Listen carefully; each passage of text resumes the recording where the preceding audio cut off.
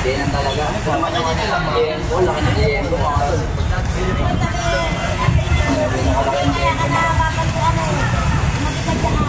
Pwedeng mabidyoan. 120 pesos, ito pan-rice na.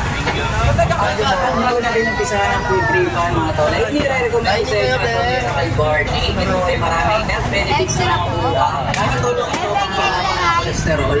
At sa mga mahihilig mag-food trip kagaya ko, kailangan ko tulong ito sa ating digestion. Order na kayo ng kay Barney. Yan, sarap ng barley na to. Panalo. Nain na natin yung kaldereta. Spicy pork caldereta.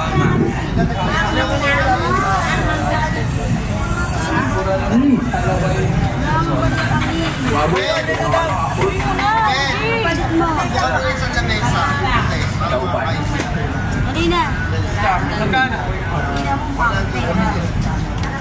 Ito po sa Artang Panalo.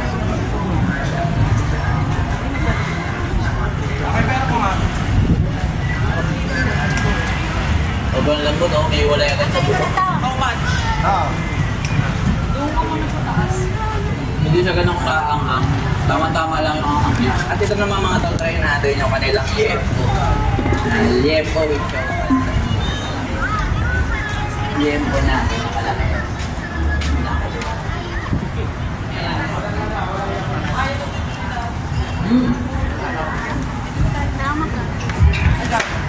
Nagpakuha na sila, no?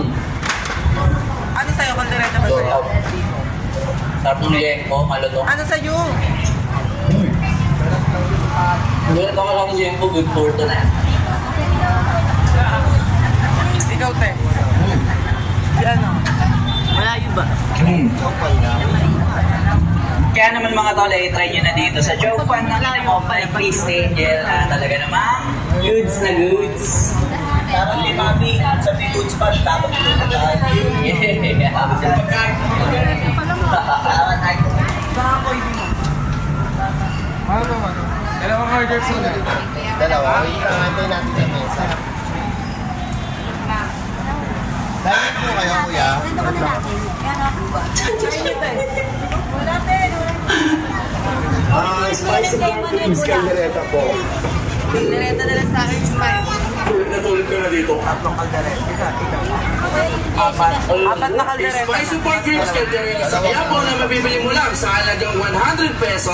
Tapos ang kinagandahan pa dito ay naka-chowpan rice ka na dito na hindi ka mabibitin sa dami ng serving. Kaya hindi nakakapagtaka kung bakit nakakaubo sila ng 35 to 40 kilos ng chowpan